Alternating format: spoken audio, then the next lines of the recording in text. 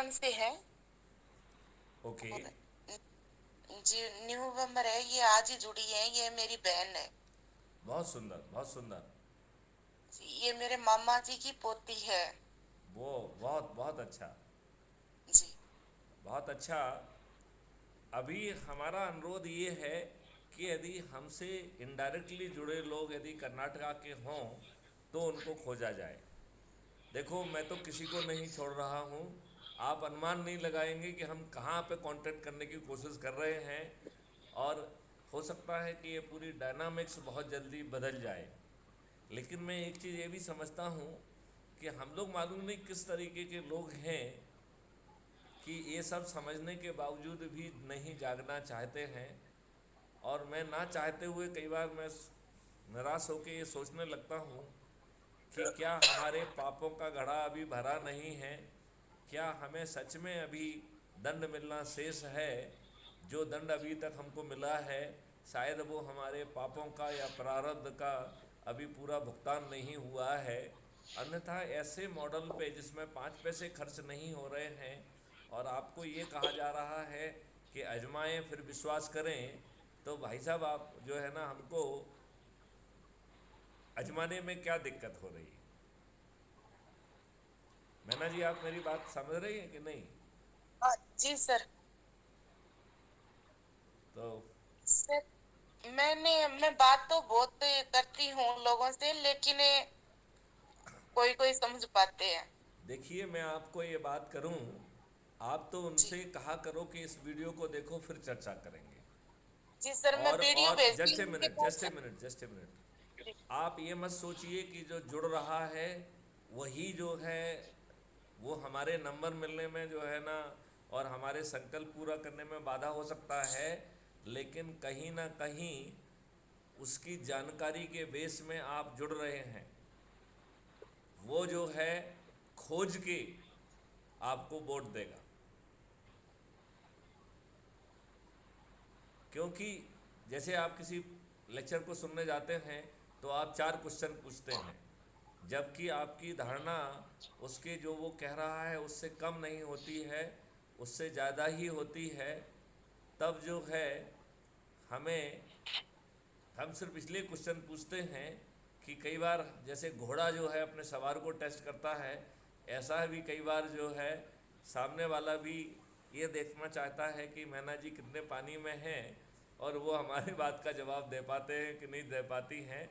तो आपने यदि उसको जानकारी दे दी तो आपने एक बड़ा काम कर दिया है।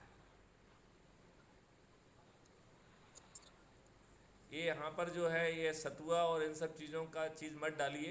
एक ये अभी फोकस जो है भारत के बदलाव का है, इसको किसी दूसरे प्लेटफॉर्म पे डालिए। ये बात किसने डाली है? शिव कुमार मिश्रा जी। प्लीज़ जो है ये सतुआ और ये सब चीज़ें वो आपकी वैज्ञानिक हैं, लेकिन इतने सीरियस डिस्कशन में कृपया जो है ना ये ज्ञानवर्धन वाली बातें की बजाय देश परिवर्तन वाले युग परिवर्तन की बातें करेंगे तो हम ज़्यादा भला कर पाएंगे। और आप जैसी शख्सियत, आपको तो और भी ज़्यादा मेहनत करना चाहिए, क्योंकि आपने पुलिस जो है ना महासंघ वगैरह बनाया हुआ है, तो आपको बड़ी मेहनत से लोगों को जोड़ना चाहिए। सतुआ और बाकी जितनी भी औषधियाँ हैं वो आपके भोजन में अब अपने आप पहुंच जाएंगी और आप दीर्घायु भी हो जाएंगे। तो आप यहाँ पे सत्तू को जो है ना से थोड़ा दूरी रखिए, क्योंकि सत्तू और जितनी भी औषधियाँ हैं वो आपके भोजन का हिस्सा बनने वाली हैं।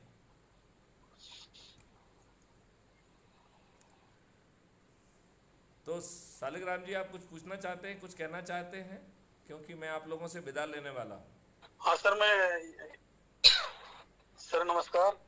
मैं नमस्कार। तो सबसे पहले को बाबा साहब डॉक्टर अम्बेडकर साहब की जन्म जयंती का बधाई, मेरी शुभकामनाएं ओर से भेजना भी सभी चाहता हूँ। साथियों को, देशवासियों को बाबा अंबेडकर की जो है इसका जो है बहुत बहुत शुभकामनाएं, बहुत बहुत बधाइयाँ। और बाबा साहब अंबेडकर एक बड़े दूसरा जो ही जो है है ना हमारे बिरले बीच में चरित्र के व्यक्ति थे। इतना स्पष्ट बोलने वाले भारत में बहुत कम लोग थे। मैं यदि देखता हूँ तो मुझे दो ही व्यक्ति दिखते हैं।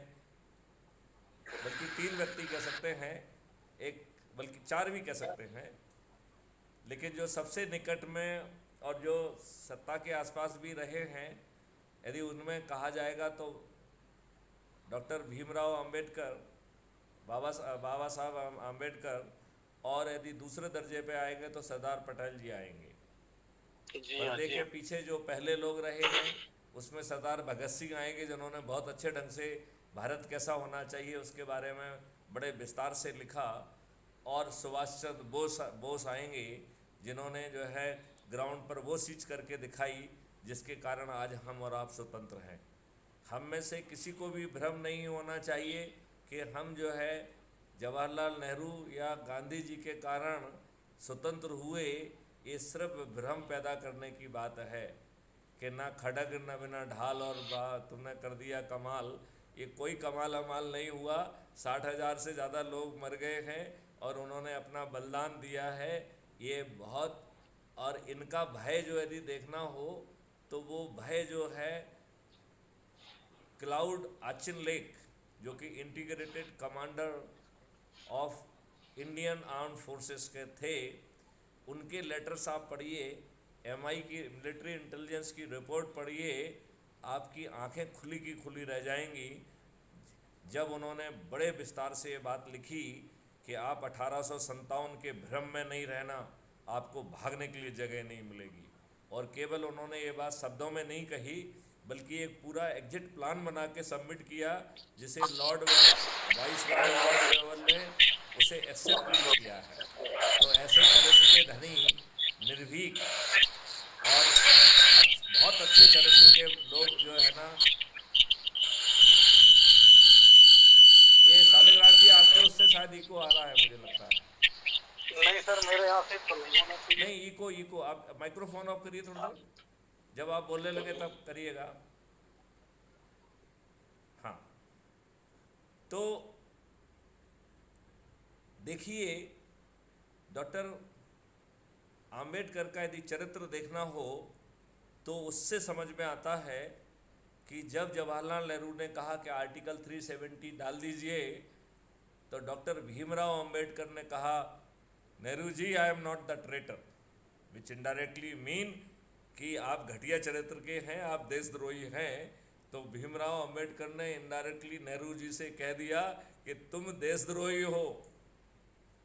हालांकि उन्होंने बड़े सोफिस्टिकेटेड भाषा में कहा था कि I am not the traitor, which indirectly means you are the traitor. ऐसे चरित्र के धनी बाबा अम्बेडकर को मैं नमन करता हूँ, और इस अवसर पर जो है मैं उनको अपना प्रणाम देता हूँ, और देशवासियों की ओर से भी उनको प्रणाम करता हूँ।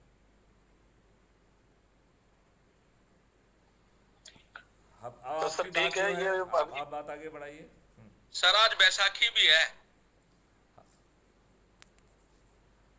बैसाखी भी सभी को शुभकामनाएं। यहाँ तो हम हाँ, सब आज भूल ही तो गए, बैसाखी भूल गए, सब भूल गए कि एक ही चीज़ याद रहती है, 10 तारीख, 13 तारीख, 18 तारीख, सब भूल गए। नहीं, बिल्कुल ठीक है सर, वो भी जरूरी है। बाकी सर वो ये अभी हमारे बीच दिनों में आप नहीं होते हैं, लेकिन काफी लोगों का क्वेश्चन आते हैं कि वो आज की परिपाटी पे चल रहे हैं लोग, आज के संविधान की बात करते हैं, नियमों की बात करते हैं। अभी जितनी भी गड़बड़ी हो रही है, जो कुछ भी हो रही है, वो संविधान के अलावा जो संविधान में थोड़ा चीजें डाली गई है, उससे देश को गड़बड़ी हो रही है और आरोप प्रत्यारोप लगते हैं। तो मेरा व्यू ये है कि हमारे संविधान की भी बात बीच बीच में, संविधान में ऐसी कोई, मुझे नहीं लगता है कि कोई त्रुटि अगर है भी तो उनके देखिए, और बीच बीच में जैसे आपने एक कई चीज़ बार मैं कहा आपको बता कि दूं, ये नहीं शालिग्राम जी, थोड़ा सा मुझे ध्यान से सुनिए। मैं आपको ये बता दूं, इंटरनेट पे कॉन्स्टिट्यूशनल डिबेट के बरबेटम जो है ना जानकारी अवेलेबल है, आप उसे सर्च करिए, उसे पढ़िए, और वो इतने विस्तार से है कि अब फलाना व्यक्ति खड़ा हुआ, उसने धन्यवाद कहा, इस हद तक है। तो ये बात विचारण करना पड़ेगा कि संविधान को डॉक्टर बाबा अंबेडकर ने नहीं बनाया है, उनको एक संविधान का ड्राफ्ट दिया गया था जिसमें उन्होंने अच्छी अच्छी चीज़ें खोज के डाल दी।